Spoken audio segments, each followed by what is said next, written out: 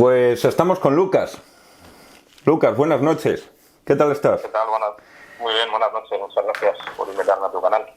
Pues no, gracias a ti por tu tiempo y por estar aquí. Pues oye, pues explicándonos un poco qué es lo que está pasando. Yo tengo unas preguntas antes. Para la gente, pues los que están ya en el gremio, los estanqueros, pues ya saben que hay varias plataformas, tal, varios sindicatos, por decirlo de alguna manera. Pero queremos saber, ¿quién es la plataforma del tabaco? ¿Quién hay detrás? Bueno, vale, pues mira, la plataforma del tabaco nace en 2016. Si recordáis, allá por el mes de febrero se empezaron a recibir expedientes masivos con propuestas de resolución millonarias por unas presuntas infracciones relacionadas con los contratos de publicidad. Y en aquel momento el sector vivió un periodo de convulsión, había muchísimo miedo a la visita de los carteros diariamente, todo el mundo estaba temblando por si recibía un sobre con una propuesta de resolución con multas de 120.000 euros, insisto, por unas presuntas infracciones de unos cobros que en algunos casos eran ridículos de 200, 300 euros, como pasó en la expendeduría de Toledo. En aquel momento el sector vivió un miedo terrible. Y desgraciadamente para nosotros ese miedo es un hilo conductor que favorece muchísimo el asociacionismo. Y en aquel momento pues se convocó, mejor dicho, por redes sociales una reunión en una localidad de Madrid a la que acudieron de manera espontánea más de 150 expendedores, pues alertados por aquello que estaba ocurriendo. Por toda esa reunión se expusieron un montón de puntos de vista y salió un grupo de trabajo que al final acabamos denominando como la plataforma, porque pretendíamos aglutinar los intereses de mucha gente, y lo que buscábamos en aquel momento era poner sentido común a esas multas que estaban poniendo en jaque la continuidad de la mayoría de las expendedurías, y lo que buscábamos era pues racionalizar, intentar que nuestros negocios siguieran siendo negocios dentro de 25 años, y un poco poner sentido común a toda esa sinrazón que en aquel momento estábamos viviendo. Fue un periodo muy convulso, surgieron voces discordantes que pretendían y promovían acciones muchísimo más beligerantes, y nosotros, pues desde un punto de vista de consenso, intentamos construir pues una mayoría que se reuniera con todos los agentes que tenían importancia dentro del sector minorista, desde el propio comisionado para el mercado de tabacos hasta fabricantes de máquinas y, en fin, toda la gente que está relacionada con nuestro sector, intentando, pues eso, poner de manifiesto la grave situación que estábamos viviendo y buscando soluciones de consenso. Ese es un poco el origen de la plataforma en 2016. A partir de ahí, pues hemos ido evolucionando y hemos hecho muchas cosas en estos últimos 6 años. Te quería hacer, pero quiero que la gente lo escuche. Porque yo tengo amigos, pues que no, muchos amigos, pues que no son estanqueros, no todos mis amigos son estanqueros, y tengo amigos que cuando me lo han visto en algún vídeo han alucinado y me lo dicen de coña. Vamos, es gente inteligente y cabal, pero les sorprende. Para que la gente que no conoce el gremio de los estancos se haga un poco a la idea, explícales una multa de 12.000 euros por regalar un mechero. Bueno, a ver, nuestra legislación es muy estricta, aunque la normativa en la que ahora mismo estamos sometidos es del año 98, ya se ha quedado un poco obsoleta.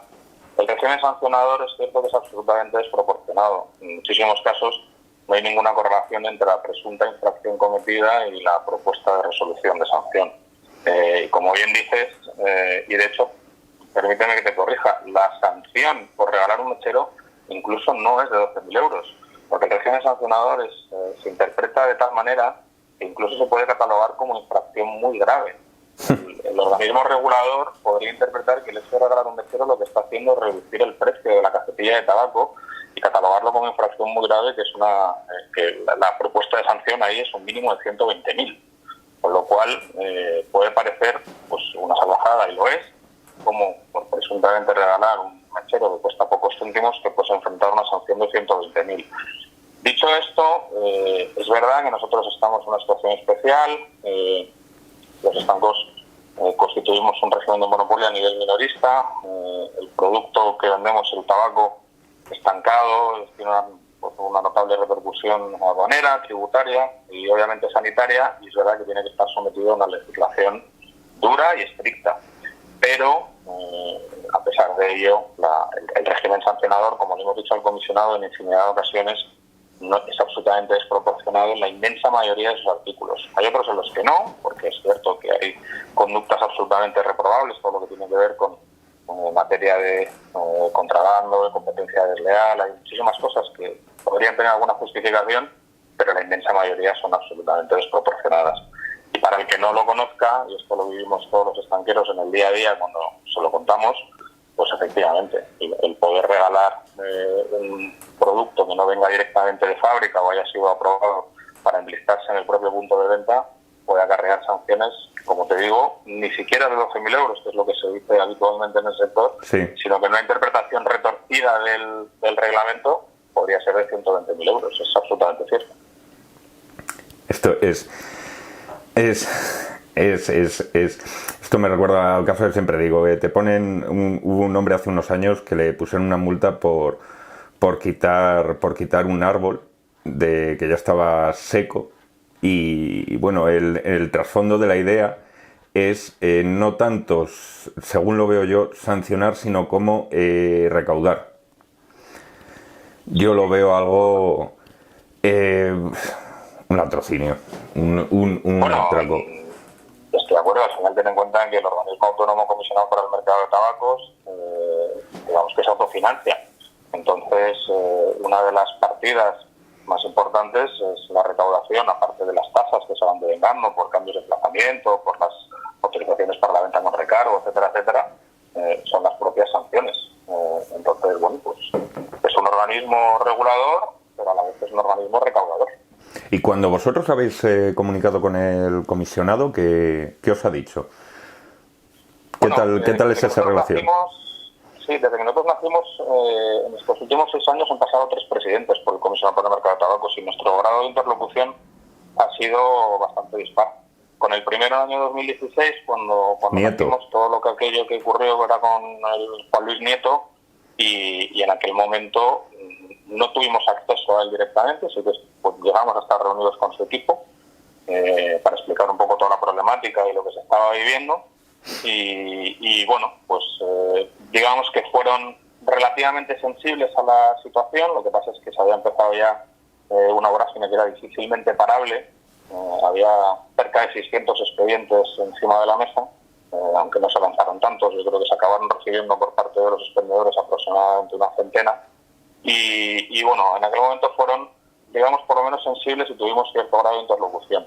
A partir de ahí llegó la época dorada para nosotros, que fue Isabel Fernández Giuliani, que con ella, pues como una persona que no tenía ninguna experiencia previa en el sector del tabaco, vino con una voluntad de escuchar a todas las partes, venía sin ningún tipo de idea preconcebida, ni sobre el sector, ni sobre los actores que estábamos participando en él, y aunque tardó unos meses en hacerse su composición de lugar, que era totalmente lógico, como digo, no conocía mucho del sector, pues la verdad es que fue muy amable, tenía muy buenas ideas.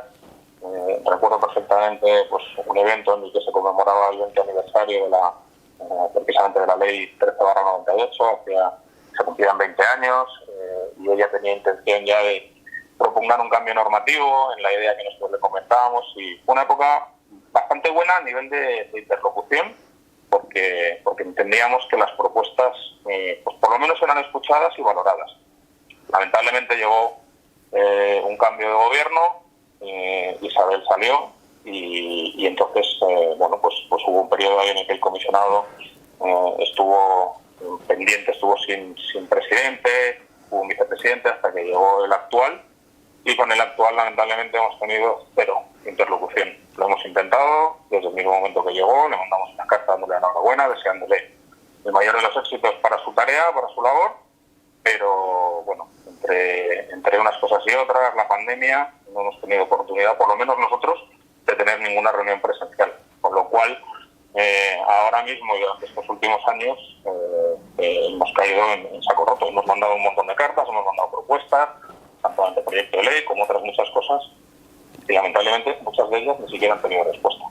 Por lo cual ahora mismo es bastante descorazonador pensar que el organismo regulador, el que tiene que velar por el desarrollo del sector, a una asociación que tiene representación en todo el territorio nacional, ni siquiera le contesta. Esa es la realidad. Silencio administrativo. Eso es, sí, sí.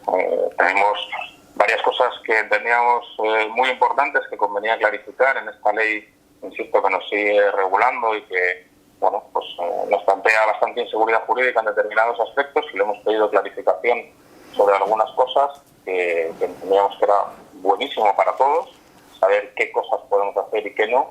Y bueno, otras veces ya sabes que nos solían contestar con un artículo de la ley para no comprometerse, digamos, pero es que en este caso ni siquiera ha habido respuesta. ¿De quién crees que vienen esas órdenes? O sea, ¿del presidente que está al cargo del comisionado, o hay alguien, quizás suene muy tonta la pregunta, o hay alguien por encima de él que le da unas directrices? Pues mira, honestamente no lo sé. Yo lo que sí que tengo claro es que desde que nosotros nacimos en 2016 hubo gente que, digamos, vio amenazada su zona de confort.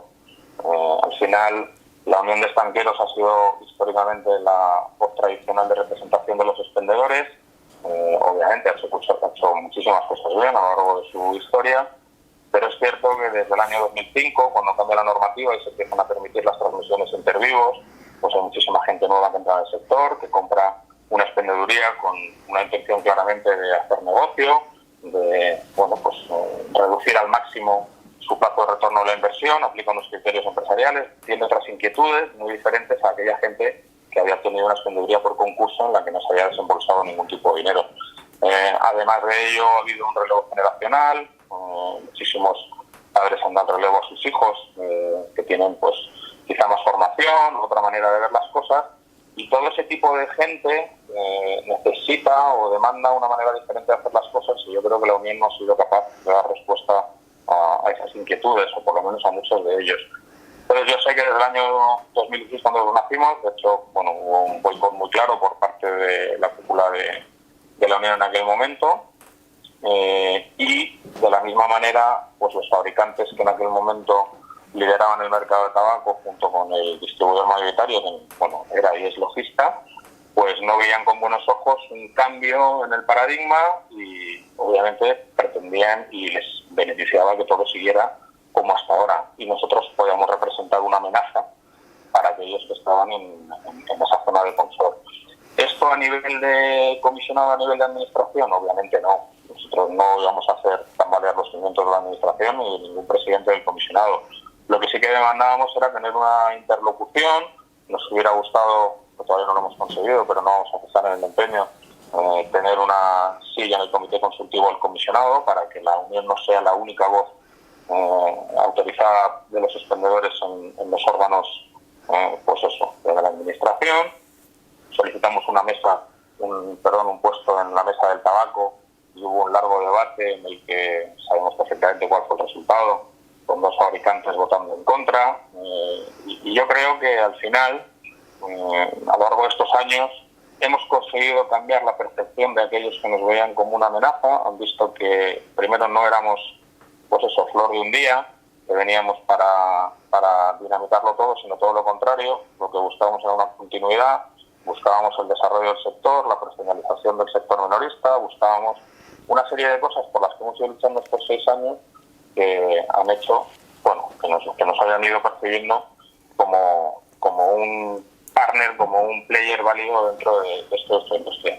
A nivel de administración, por seguir con lo que me decías, no creo que hayamos sido una amenaza para ninguno. Lo que sí que creo es que el presidente actual del Consejo para el Mercado de Tabacos ha iniciado una deriva absolutamente autoritaria. No está escuchando prácticamente ninguna de las peticiones, no ya solo de los representantes legítimos de los expendedores, sino de los propios fabricantes. Con este borrador de proyecto de ley que se presentó, ha dejado claro que ha aplicado un rodillo, no ha hecho caso omiso a casi todas las peticiones y recomendaciones que hacíamos el resto de actores de la cadena de valor del tabaco. y yo creo que responde más bien a un tema pues personal que a políticos de mayor nivel. Aclárame, ¿cuáles son vuestros objetivos? ¿Qué queréis? ¿Qué busquéis? ¿Qué cambios en la legislación queréis encontrar? Pues mira, a ver, por resumírtelo muy fácil, a mí lo que me gustaría es que dentro de 25 años pudiéramos volver a tener una entrevista en tu canal y pudiéramos seguir hablando de cualquier otra cosa relacionada con este bonito sector, porque nuestros negocios siguieran siendo negocios en los términos que conocemos hoy en día. Ese es el objetivo principal, garantizar la continuidad del sector minorista, poner al estanco ocupando un papel protagonista dentro de esta industria. Al final, no podemos olvidar que somos la quinta fuente de financiación del Estado, aportamos a las arcas más de 9.000 millones de euros, más otros 1.500 millones de valor añadido bruto, más toda la recaudación, cotizaciones sociales, impuestos que pagamos como personas físicas, es decir, somos una industria, un sector muy lucrativo para el Estado. Sin embargo, el estanco, yo tengo la sensación, y creo que es compartida por muchos de nosotros, siendo los auténticos protagonistas, los que damos el callo en el día a día, ocupamos el último lugar de esa cadena. Siempre somos los que pagamos el pato, tanto por las cosas que nos imponen desde la administración, como incluso desde los propios fabricantes, que muchas veces nos faltan al respeto y no nos tienen en cuenta para nada, ¿no? Entonces, resumiendo, queremos que nuestros negocios sigan siendo negocios dentro de 25 años y queremos que dentro de ese sector el estanco ocupe el papel que le corresponda y que sea el verdadero protagonista. Creemos que eso no se ha producido en los últimos años, ni al contrario, y para ello hay que conseguir dos cosas. Una, un cambio normativo que aporte seguridad jurídica, que permita el desarrollo del sector. Nosotros estamos, como decía antes, regulados por una norma del año 98 absolutamente obsoleta, pero fíjate la paradoja que después de que nosotros hayamos promovido y dicho hasta la saciedad que queríamos un cambio normativo, nos encontramos con un borrador de anteproyecto de ley que es peor que lo que teníamos. Es decir, que después de esperar 6 años para que la Administración nos propusiera un nuevo reglamento, una nueva ley que nos permitiera precisamente eso, tener una seguridad jurídica, garantizar nuestro desarrollo, nos hemos encontrado con que al menos el anteproyecto que han presentado es aún peor que el anterior. A partir de ahí nuestro trabajo tiene que ser precisamente darle la vuelta, y es aportar seguridad jurídica. Lo que no puede ser es que nosotros nos levantemos cada mañana con el miedo a qué podemos hacer o no podemos hacer. Las reglas del juego tienen que estar o qué pasará claras. Mañana, o qué pasará dentro de 15 años, o dentro de 10, o dentro de... Absolutamente. Sí, mismamente por el propio beneficio de la administración. O sea, si sacas, no quiero adelantar temas, pero si sacas un concurso cambiando la ley, de cara a cambiar la ley dentro de 2 meses, se supone que no vas a atraer a mucha gente, porque si quien tenga 2 dedos de frente pensará, a ver qué me voy a encontrar después. Eso es, exactamente. Ese es uno de los puntos clave a la hora de presentar el recurso al pago, que imagino luego hablaremos. Sí. ¿Cuántos socios sois ahora? Bueno, nosotros es que no somos una asociación al uso, como tiene en mente cualquier extranjero, Sí. ¿no?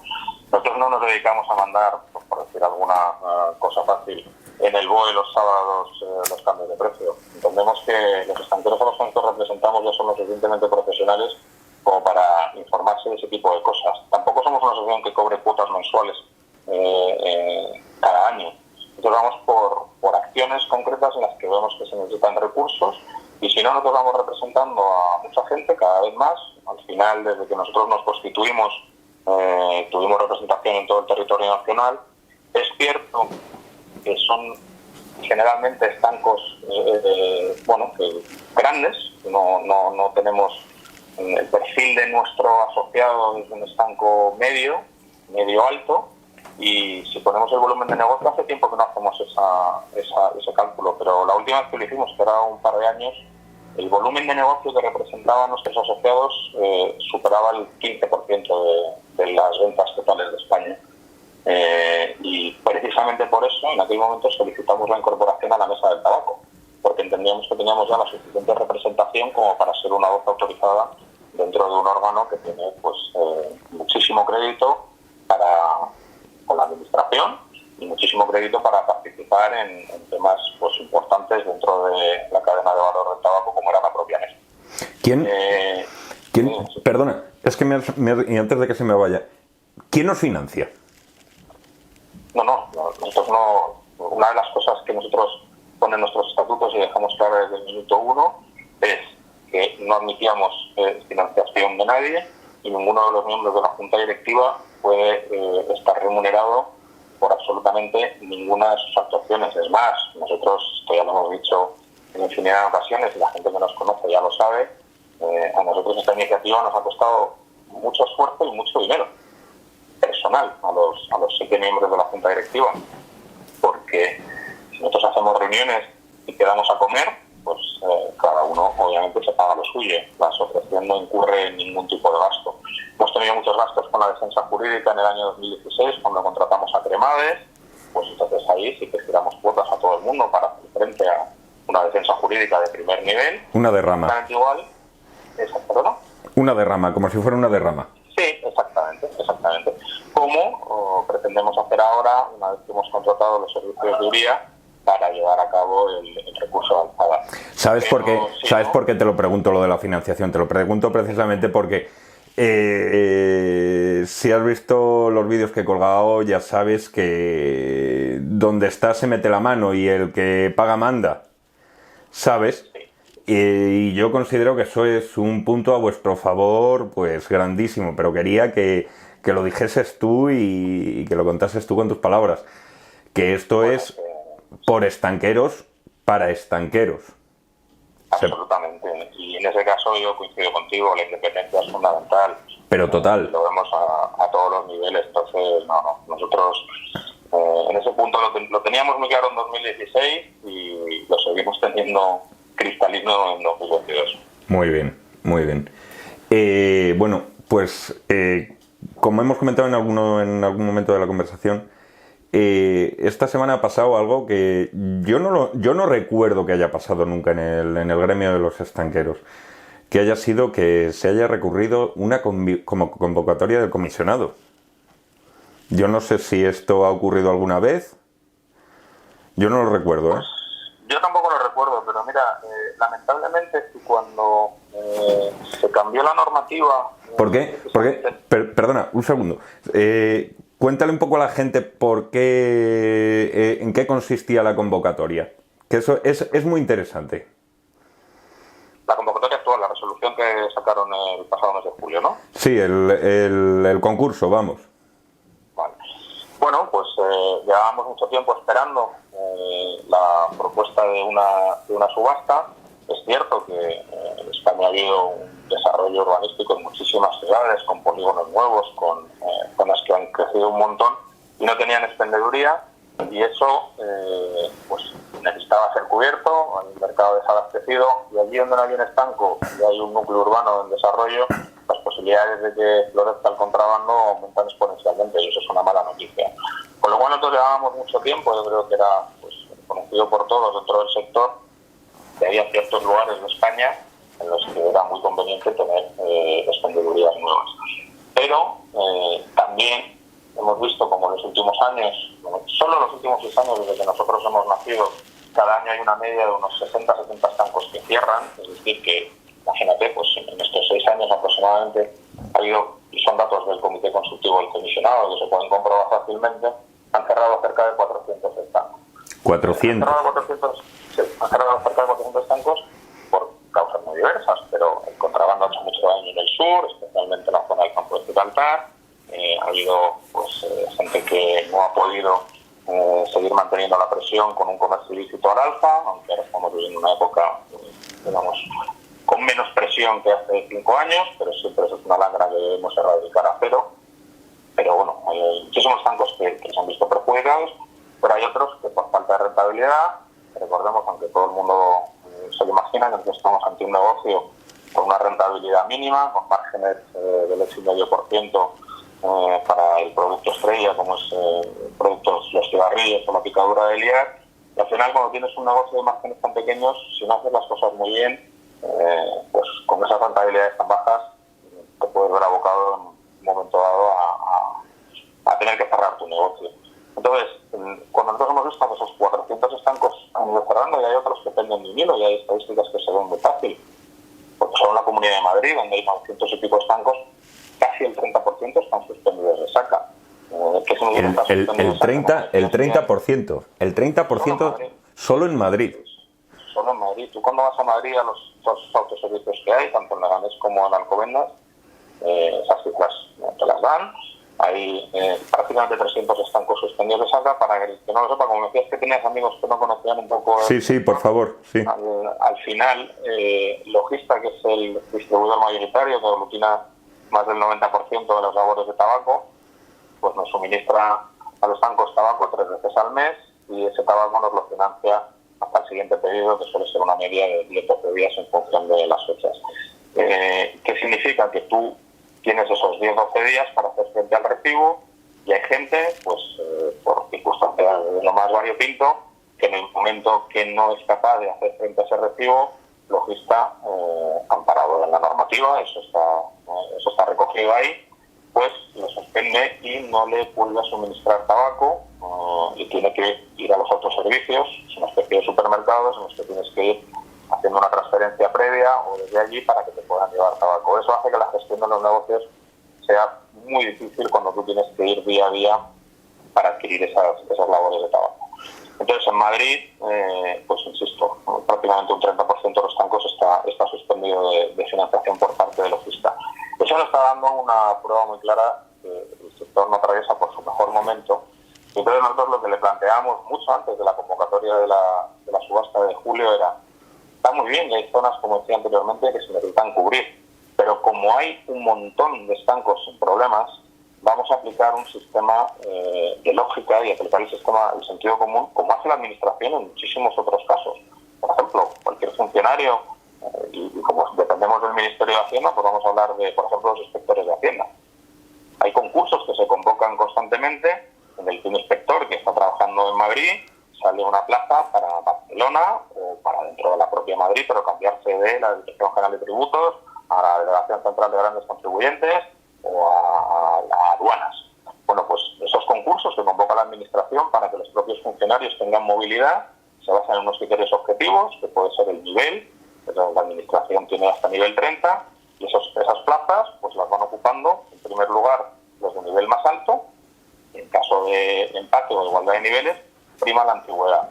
Esto quiere decir que son unos criterios que están marcados así, nos pueden parecer más o menos justos, pero son criterios objetivos que todo el mundo conoce, de manera que cuando la Administración desea cubrir ciertas plazas porque ha habido jubilaciones o por la razón que sea, pues lo primero que hace es convocar un concurso para redistribuir, digamos, el personal dentro de los que tiene ya todos los recursos que tiene.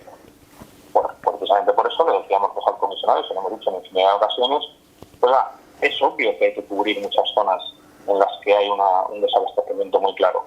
Pero antes de convocar nuevos concursos, permita usted, y como organismo regulador que es, reordene el mercado y permita que aquellos que están pasando muchísimos apuros, que están prácticamente al borde de la bancarrota, denles una oportunidad en base a unos criterios, que los podemos hablar, cuáles serían los más justos, denles una oportunidad para que ocupen esas plazas que están pendientes de tener abastecimiento. Obviamente no lo han hecho. ¿Por qué? Porque es mucho más sencillo recaudar con una subasta estas 200, algo más de 200 licencias que han salido, lo que esperan recaudar pues entre 30 y 40 millones de euros. Eso es mucho más apetitoso que no reorganizar el mercado actual. Y entonces, esta subasta tiene fines absolutamente recaudatorios y ese es uno de los principales motivos por los que nosotros también hemos decidido que hay que impugnarla. No es el único, hay muchos más que si quieres podemos hablarlos con detenimiento. ¿Cuántos estancos han salido en esta subasta? 203. 203. Pero con alguna peculiaridad por ahí como Pertús, perdón, Torrevieja. Me llamó mucho la atención cuando vi el concurso. 5 estancos en el Pertús. Sí. Bueno, a ver, aquí hay un debate que, bueno, yo he tenido en estos últimos 3-4 días o incluso las últimas 2 semanas, he tenido muchísimas conversaciones con expendedores que tenían una visión un poco más simplista de cómo el comisionado para el mercado de tabaco se ha ido a convocar las subastas y se estaban fijando únicamente en los habitantes. Pese a que todos los criterios son bastante opacos, y de hecho eso es una de las cosas que le demandamos, transparencia, objetividad para saber por qué en Torrevieja han convocado 5, en Majadahonda 4, en Leganés 5 o en Rivas 4, en otras plazas las han dejado desiertas. No hay ninguna objetividad, por lo menos no se han publicado dichos criterios. Es cierto que hay otras zonas en las que si tú atiendes al número de habitantes te puede parecer excesivo, pero cuando ves las ventas, la cifra real de ventas, pues el caso de Torrevieja, aunque no conozco con detenimiento o con detalle el caso de Torrevieja, entiendo que hay plazas turísticas que reciben muchos turistas y que si tú te fijas única y exclusivamente en sus habitantes, te puede parecer que hay una gran convocatoria, hay muchísimos estancos, pero si ves las ventas te das cuenta que no, que la media que sale por estanco pues es bastante decente. Pero en cambio no ha ocurrido esta subasta, como te digo, ejemplos concretos en Leganés, que va a pasar de tener de 22 a 27 estancos, pues si aplicaras el criterio de estancos por habitante no llega a 7.000. En Leganés se va a quedar un estanco por menos de 7.000 habitantes. Y en cambio en esta misma convocatoria, pues, por ejemplo, por no salirme de la Comunidad de Madrid, en Rivas, después de convocar 4 más, ojo, va a pasar de 2 a 6, el ratio se queda en un estanco por cada 15.500 habitantes aproximadamente. Es decir, que no hay ninguna correlación real entre el número de habitantes y los estancos.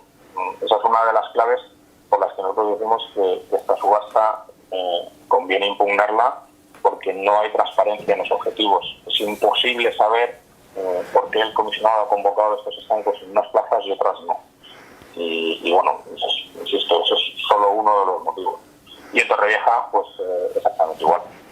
Ejemplos los tenemos muchos. ¿Y cuál es el siguiente paso? O sea, vale, ya lo habéis impugnado. ¿Cuál es el siguiente paso? Bueno, a ver, nosotros lo hemos impugnado, pero son varias las razones. Lo que no tiene ningún sentido, en primer lugar, por la falta de oportunidades para los estancos, como decía, que están pasando apuros. Tú, por ejemplo, insisto, como yo estoy en Madrid, pues conozco mejor la capital.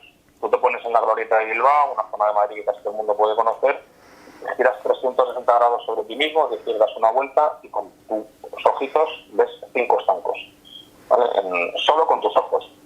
Y luego dentro de la propia ciudad de Madrid te vas a todos los desarrollos nuevos, como Monte Carmelo, como son Las Tablas, como San Chinarro, y no hay ninguno.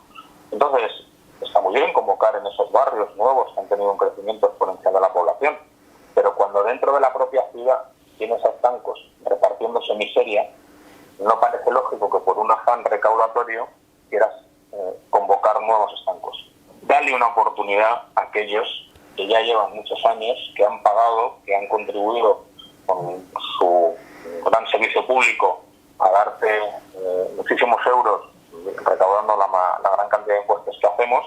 Dales una oportunidad. Pero incluso, como pasa en la administración, ni siquiera dentro de Madrid.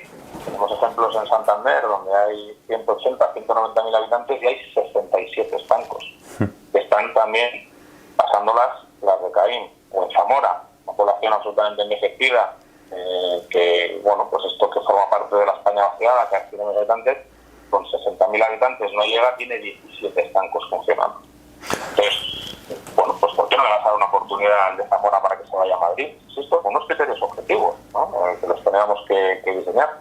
Pero es seguir el mismo mecanismo que tiene la propia administración para ir trasladando a sus funcionarios en función de las necesidades antes de convocar nuevas plazas.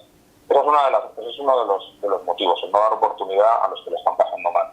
Pero es que si tú ahora tú me decías que no sabremos si habrá mucha gente dispuesta a pujar. Yo creo que todo aquel que no pertenezca al sector se estaría pegando un tiro en el pie sin conocer pues la gran normativa que nos regula y se pusiera a pujar porque le han dicho, porque ha visto, porque parece que el estanco es un buen negocio. Bueno, pues, yo eso ha sido de toda la vida. Se piensa la gente que tenemos 3 viviendas, que después hay 2 Ferraris aparcados a la puerta, y eso es un mito que a mí me gustaría que la gente con estos vídeos y bueno, conociendo un poco lo que es, se quitase esa venda de la cabeza, porque también he visto mucha gente. Conozco muchas historias de gente que, atraída por esos cantos de sirena, de tal, gente trabajadora, se ha metido en lodazales horrorosos. Bueno, lo estamos viendo casi a diario. Sabes que según la normativa actual, y desde 2005, como decía anteriormente, que se permiten las transmisiones intervivos, una vez que tú te haces cargo de una expendeduría, no puedes volver a transmitirla hasta pasados 5 años. Entonces ha habido gente que efectivamente, atraída por esa vieja creencia de que es un negocio hiperrentable y que va a caer el dinero según empieces a trabajar, pues de repente ha visto que para nada todo el mundo es orégano, que es bastante complicado gestionar un negocio con márgenes tan pequeños, y ha pasado verdaderos apuros porque hasta pasados esos 5 años no podía transmitir su expendeduría. Y esto lo vemos, son ejemplos a diario. También te digo una cosa, y eso es un dato muy objetivo. Echa un vistazo a todos aquellos portales que se dedican a la compraventa de estancos y verás como desde principios de año se han multiplicado todos los anuncios que hay. Ahora mismo das una patada y hay 25 estancos en venta. Primero porque ya lo estábamos pasando mal, y segundo porque ante la convocatoria de nuevas expendedurías más la publicación de un anteproyecto de ley que no solo no permite el desarrollo, no solo no nos aporta seguridad jurídica, sino que hace todo lo contrario, pues hay mucha gente que está dispuesta a tirar la toalla, porque ya son muchos años sufriendo. Es que es normal, es que es normal. Yo tengo algo que siempre he dicho, que es muy triste. Yo soy la 3ª generación de estanqueros. Pasó, como te he dicho, de mi abuela a mi padre, de mi padre a mí. Y yo tengo la sensación de que el estanco, va a morir conmigo. Porque yo no quiero, según están las cosas ahora mismo, que un negocio antes con el que podías salir adelante, ganarte un sueldo, hacer una vida, ahora sea un laberinto de infortunios, de tasas, de vivir. Porque vives con miedo. Porque volvemos a lo del ejemplo tonto del mechero, pero es que si tiras de legislación y simplemente en el momento no le caes en gracia a aquel que está investigando cualquier irregularidad o tal, puedes encontrarte con con auténticas barbaridades, lo que estábamos hablando. Yo no lo veo. No lo veo. O se trabaja mucho el sector, o se cambian las cosas, o no lo veo sostenible. No por el negocio en sí, no por la naturaleza en sí, sino porque lo hagan insostenible. Bueno, nosotros somos muy de ver la botella medio llena, y yo sé que en muchas ocasiones es complicado cuando salen noticias pues, como la que estamos viviendo, pero nosotros no vamos a caer en el desánimo y no vamos a parar ni rendirnos por muchas noticias malas que veamos. Muy al contrario, estas cosas lo que nos hacen es pues trabajar todavía, si cabe, con más énfasis, con más ganas, precisamente para que mensajes como el que comentas, que lo entiendo perfectamente, se destierren y que la gente vea que hay viabilidad. Es que hay veces que nos lo pone muy complicado. Por ejemplo, en estos mismos 25 años que nos dan para la subasta, me preguntabas anteriormente si es la primera vez que se ha recurrido, y yo te voy a decir, pues mira, es una pena, probablemente sea la primera vez que se recurra a la convocatoria de un concurso, pero si cuando se puso en marcha el mecanismo de los 25 años alguien hubiera levantado la voz y lo hubiera dicho, probablemente ahora no estaríamos ante una situación como esta. En aquel momento a todo el mundo 25 años le parecía un plazo maravilloso. 25 años.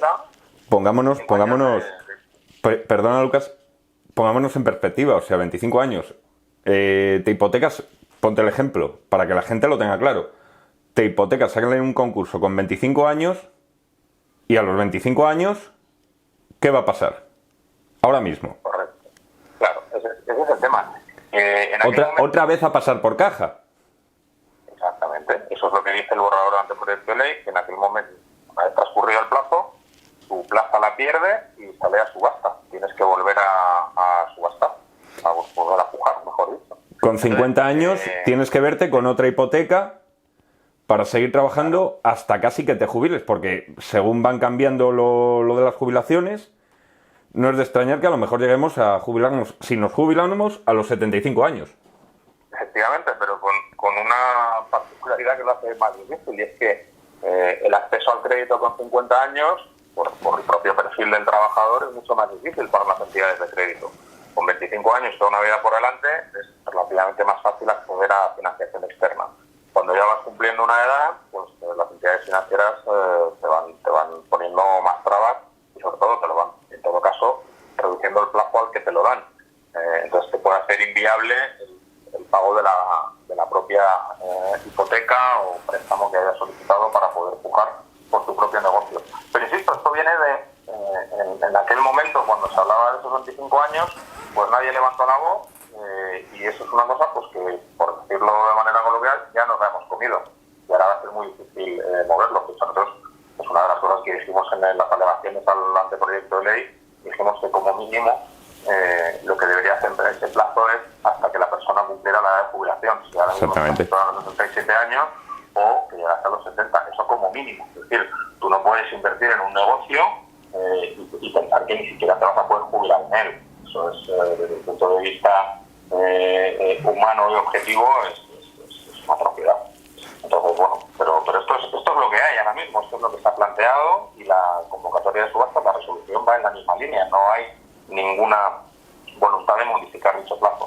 Pero como te decía, nosotros vamos a seguir trabajando y vemos la botella medio llena. Me preguntabas qué es lo siguiente. Nosotros hemos preparado un recurso de alzada y para ello hemos contado con un despacho de primer nivel. Entendemos que esto habría que ponerlo en manos de los mejores profesionales posibles, por eso hemos contratado Uría Menéndez, un despacho que no necesita presentación, de los más grandes de España.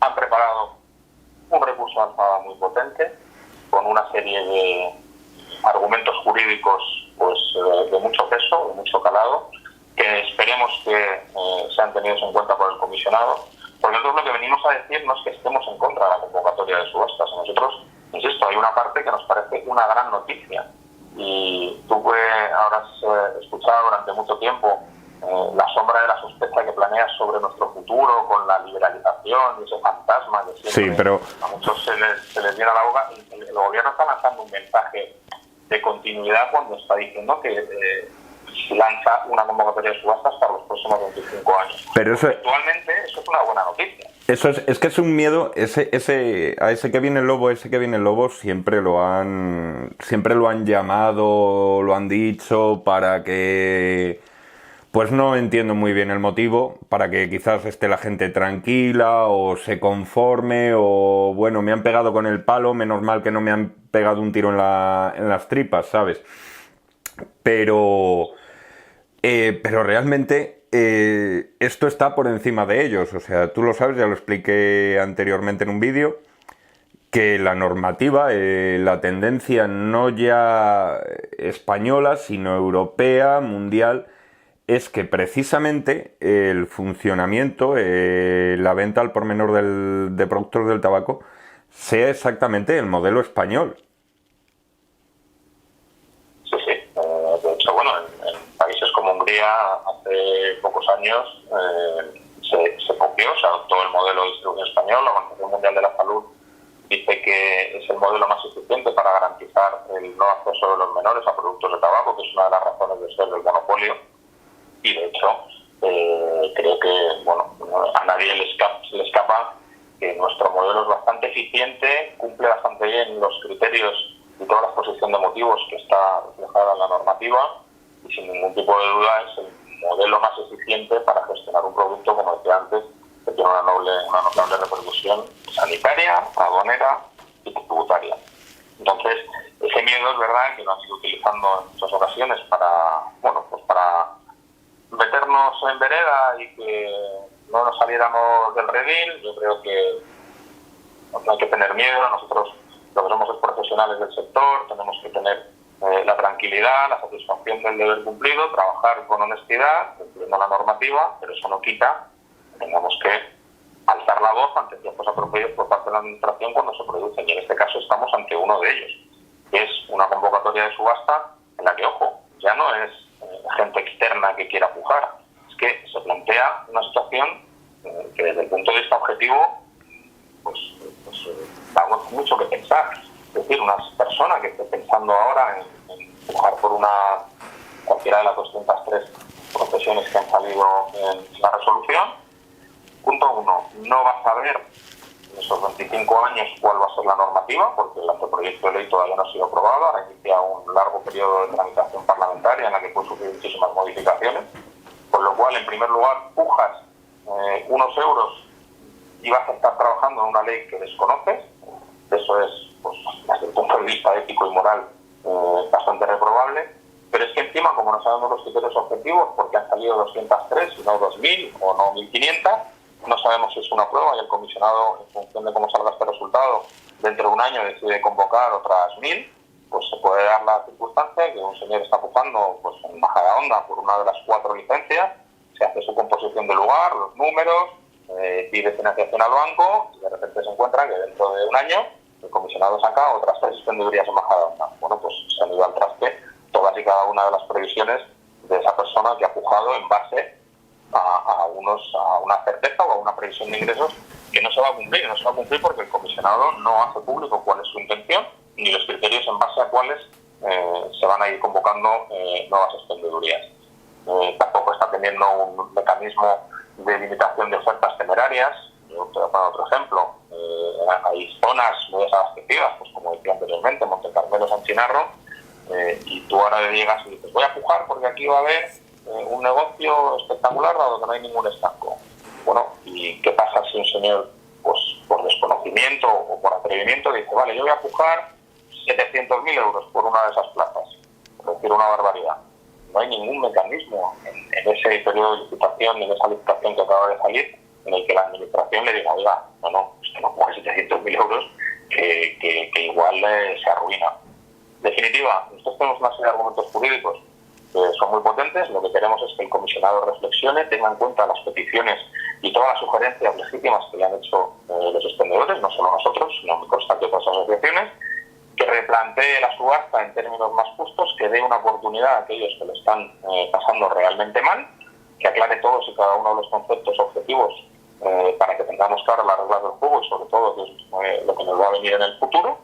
Y a partir de ahí, nosotros lo que vamos a hacer una vez presentado ese recurso es, obviamente, ponernos a disposición de la Administración para aclarar o para comentar todos estos puntos, y a partir de la semana que viene iniciamos también una, digamos, batalla mediática para dar a conocer a la opinión pública todas las incongruencias que tiene esta convocatoria, poner de manifiesto esa falta de transparencia, esos criterios que desconocemos, para que la gente sea consciente del problema al que nos estamos enfrentando. Y no solo eso, ya te anticipo que hay una situación que, bueno, creo que he visto publicado en algún periódico, pero, por ejemplo, la enorme convocatoria que se ha hecho en Frontera, poniendo un elevado número de estancos, pues a nosotros también nos chirría. Vamos a decirlo mal y pronto, estamos promoviendo un contrabando de tabaco para que los franceses compren tabaco en España, dejen los impuestos aquí, pero se vayan a curar las enfermedades a su país. Yo creo que eso, con un Estado miembro dentro de la Unión Europea, es un juego sucio que la Administración lo único que demuestra en este caso es que lo que busca es un afán recaudatorio y no una reordenación del mercado de tabacos.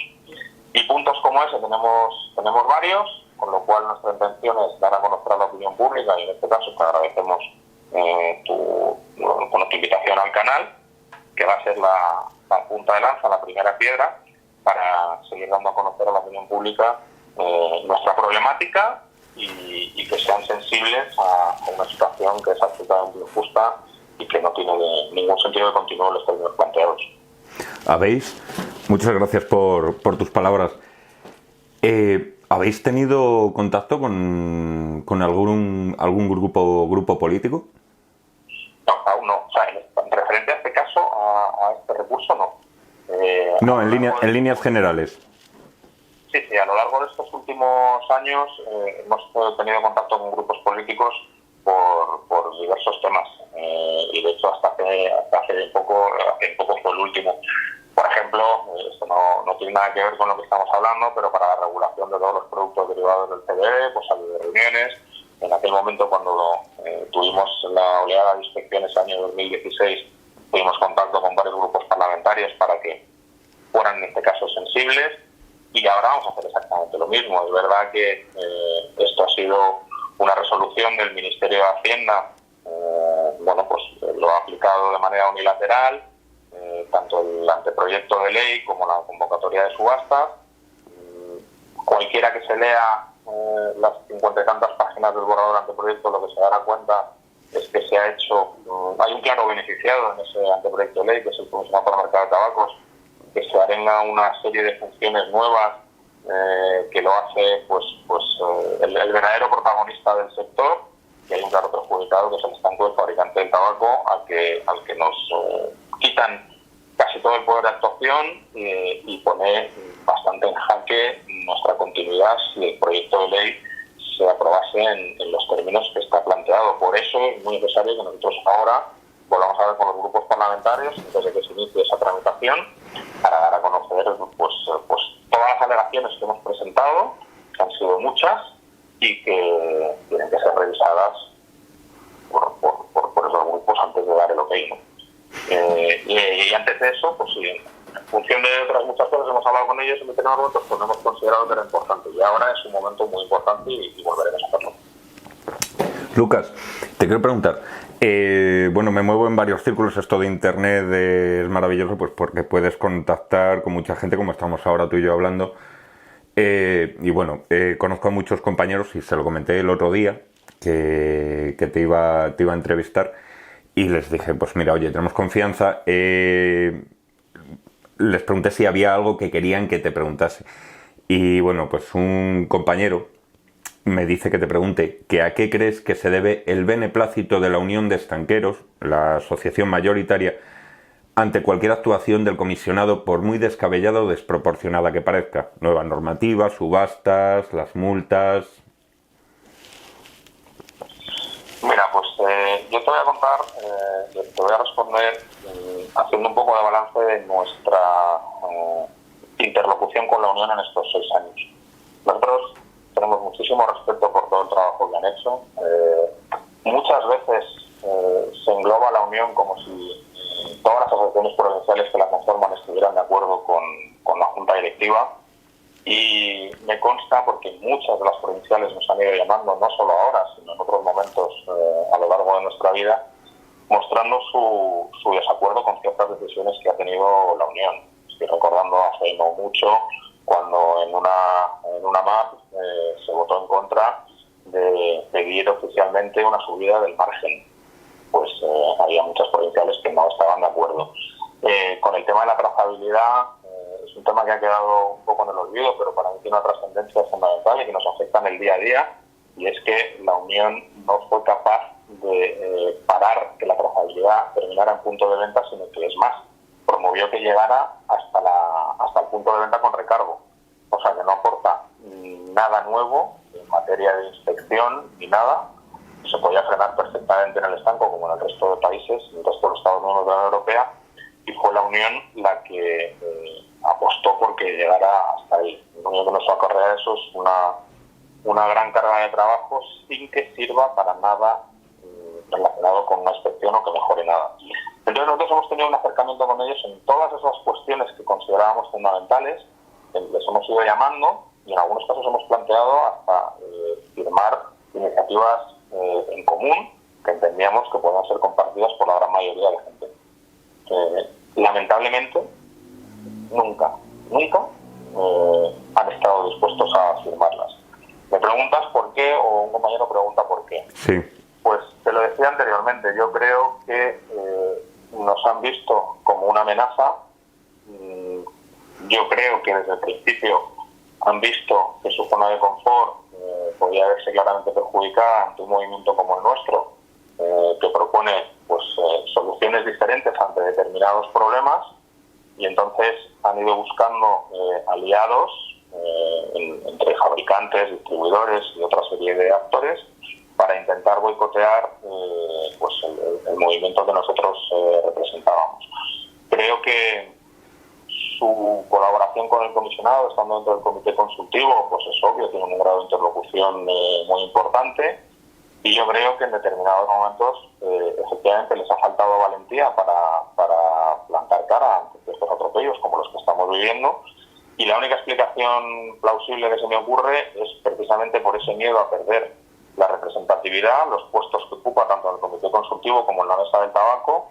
Ellos lo que quieren es seguir siendo el único representante válido de los expendedores en los sitios donde se toman estas decisiones, y entonces creo que es mucho más fácil ir a favor de corriente y no generar problemas, y para mí esa es la única explicación que tiene lógica. Si no, no puedo comprender cómo en determinados aspectos críticos, cruciales, como hemos visto el anteproyecto de ley, en el que ellos mismos sacaban nota de prensa en la que estaban encantados por haber conseguido lo que para nosotros son cacahuetes, como es el fraccionamiento del pago del canon y otra serie de cosas menores que cuando uno lee las 50 y tantas páginas se da cuenta que los logros que se presumen conseguidos por las iniciativas de la Unión son, como digo, cacahuetes. Pues hay ciertos aspectos en los que yo he intentado por activa y por pasiva, junto con todo el resto de mis compañeros, llegar a acuerdos con la Unión, y ha sido absolutamente imposible.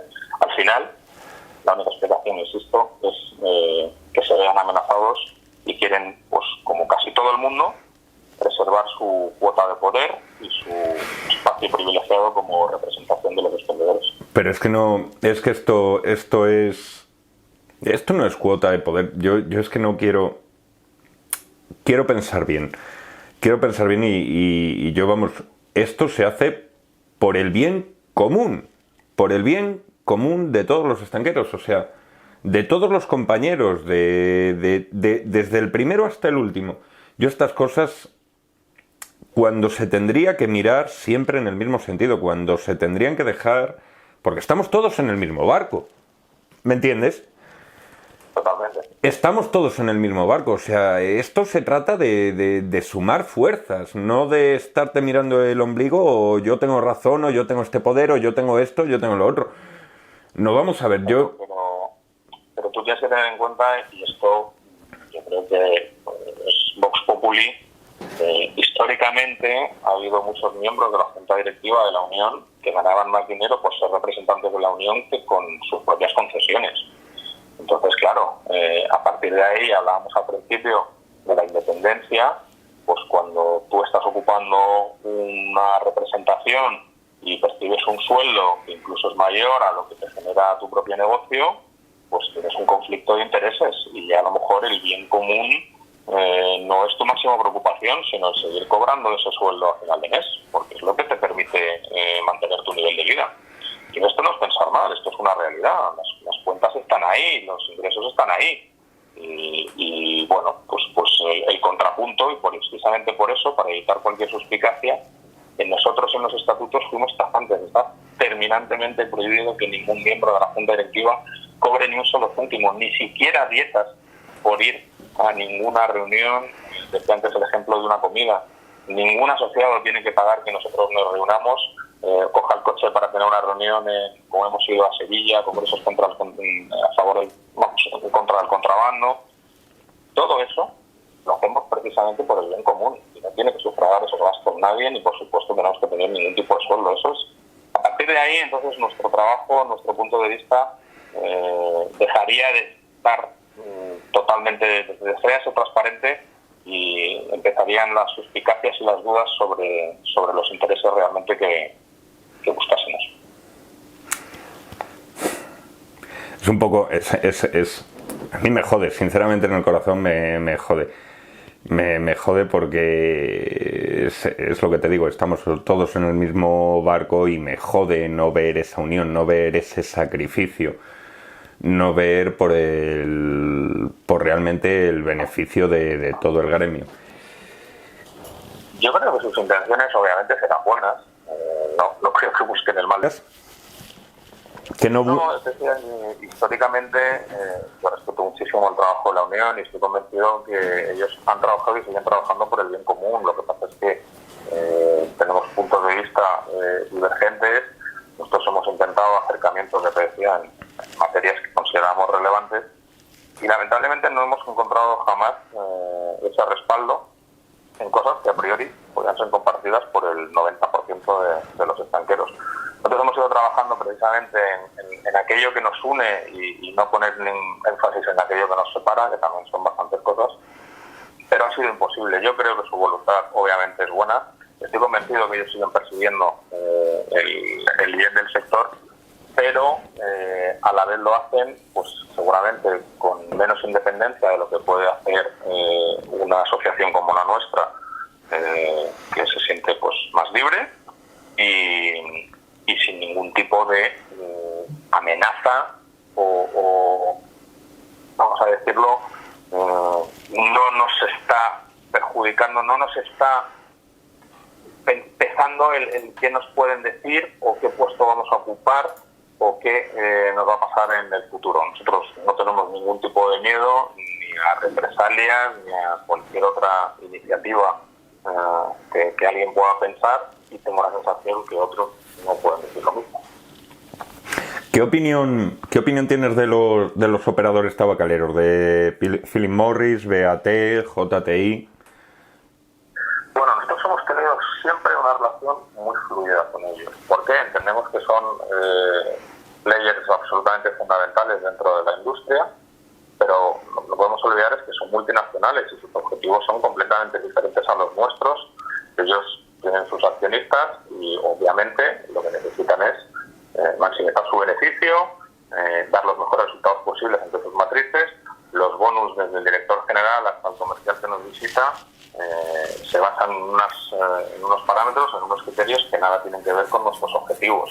Entonces nosotros los entendemos como un operador en el que debería haber una relación de win-win, pero eso, dada la normativa actual, nuestro deber de neutralidad está fuera de toda duda, y así tiene que ser, pues nos impide tener esa relación que pudiera haber en otro tipo de industria.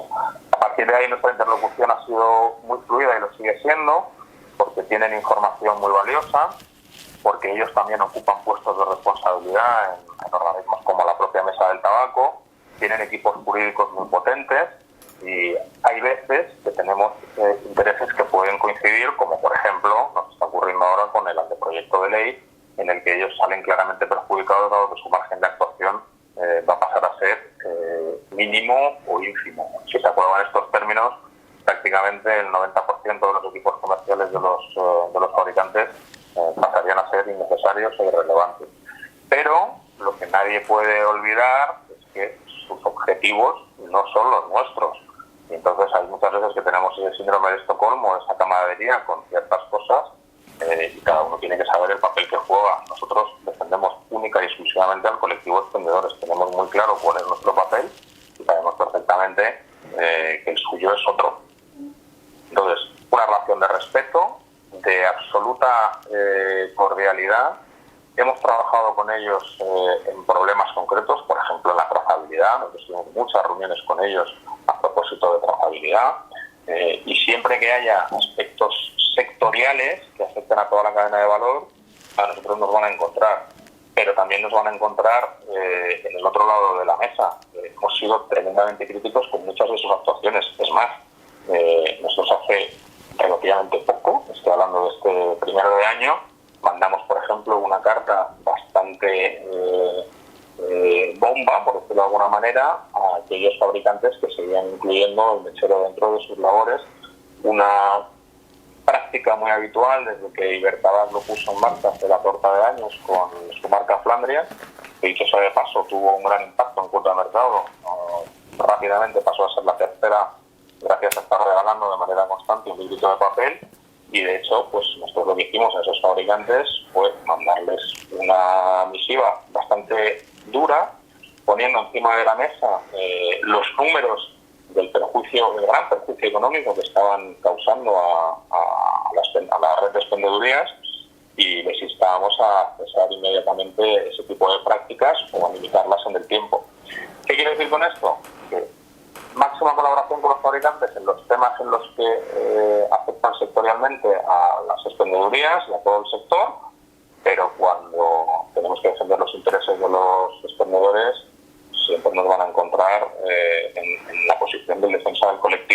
no es el objetivo. Yo así lo entiendo. Vosotros trabajáis para el gremio. O sea, no tenéis que trabajar. Yo entiendo las asociaciones y todo esto tienen que trabajar para el gremio, no para lo que le parezca bien a una tabacalera, lo que le parezca mal o como le venga. O sea, vosotros tenéis que mirar por aquellos a los que vosotros defendéis. Absolutamente. Sí, sí. No hay ninguna duda. Entonces, ese papel es que lo digo porque ese objetivo a veces se pierde de vista, ¿sabes? Ese objetivo a veces se pierde de vista y bueno, ya sabes en ese sentido lo que opino. Que se deja de ver ese horizonte, se empiezan a perder las estrellas y empiezan a pasar cosas raras. Lo bueno es tener unos cimientos fuertes, una base sobre la que trabajar y saber para quién estás trabajando y a quién estás defendiendo. Totalmente de acuerdo. Nosotros tenemos muy claro nuestro papel, es que entendemos que el fabricante puede ser un gran aliado para el desarrollo de nuestros negocios. Por ejemplo, con la normativa actual, en la que, como comentábamos anteriormente, a nosotros se nos prohíbe cualquier obsequio promocional al cliente final, y tiene que ser aquello que venga directamente de fábrica o autorizado para realizarlo en el interior de la expendeduría. Bueno, pues hay ciertas campañas promocionales, especialmente todas aquellas que no incorporan productos que nosotros comercialicemos, por ende que nos perjudique nuestra venta, que son muy beneficiosos para el cliente final, que no tienen impacto en nuestra cuenta de resultados y que hacen que nuestras expendedurías tengan pues mayor percepción de valor para el consumidor final. Nosotros no podemos hacerlo, pero el fabricante sí está autorizado. Claro, a nosotros hay muchas iniciativas de las que hacen y las posibilidades que tienen que nos parecen muy bien, pero siempre y cuando no entren en conflicto con el objetivo fundamental del estanco, que es el que nosotros tenemos que defender, lógicamente. Y ya para ir terminando, Lucas, ¿qué le dirías a los compañeros que no están asociados? Aquellos que no están asociados a ninguna... Yo es que esto no, porque no se logra nada, porque... ¿Qué le dirías a los derrotistas? A aquellos que no se asocian, que tienen miedo, que... Bueno, nosotros siempre hemos dicho que el asociacionismo es muy importante, y no a nuestra asociación, sino a cualquier otra. Pero en un colectivo de 13.000, una representación fuerte y sólida siempre es muy positiva para defender los intereses del colectivo. Yo entiendo que a lo largo de estos años hay mucha gente que no se ha visto representada por las asociaciones tradicionales y tampoco ha visto una alternativa o no ha conocido maneras diferentes de hacer las cosas, y eso te lleva pues al derrotismo y al tener un mensaje apocalíptico. Nosotros a toda esa gente le decimos que esté tranquila, que confíe, que nosotros estamos absolutamente seguros que hay una manera diferente de poder hacer las cosas, que no está solo, que estamos convencidos que se pueden revertir y conseguir que nuestros negocios sigan siendo negocios dentro de 25 años, pero para ello es verdad que se necesita pues mirarse menos el ombligo y tener un sentimiento colectivo de mayor empatía, cosa que en general todos sabemos que no ha ocurrido. Pero queríamos transmitir un mensaje de confianza, de seguridad, de decirles que no están solos y que sepan que aunque pinten bastos, nosotros vamos a seguir defendiendo los intereses legítimos de los expendedores y que se lo vamos a demostrar. Me alegra oír eso. Me alegra oír eso y quiero tener esperanza. Quiero confiar en que haya un cambio, que, entre comillas, nada cambie, pero lo que tenga que cambiar, que sea aquello que se sabe que está mal, que se ha quedado atrás, aquello que los tiempos requieren. Y la verdad es que me alegra mucho haber hablado contigo, Lucas. Me alegra mucho. Ha sido un placer tenerte esta noche. Espero, pues, nada, os deseo lo mejor. Os deseo no una larga lucha, porque eso sería... Os deseo que consigáis pronto pues mejorar todos esos aspectos que debaten pues nuestras vidas, porque es con lo que nos ganamos el pan, que es a fin de cuentas. Y bueno, totalmente.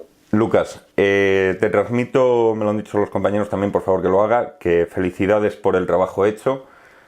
Hay compañeros que lo ven, hay compañeros que lo saben y os transmiten todo el ánimo y bueno, toda su alegría de estos pequeños pasos, grandes pasos que estáis dando. Fenomenal. Pues bueno, Plataforma Tabaco, Lucas, muchísimas gracias. Que tengas un buen fin de semana y no te robo más tiempo.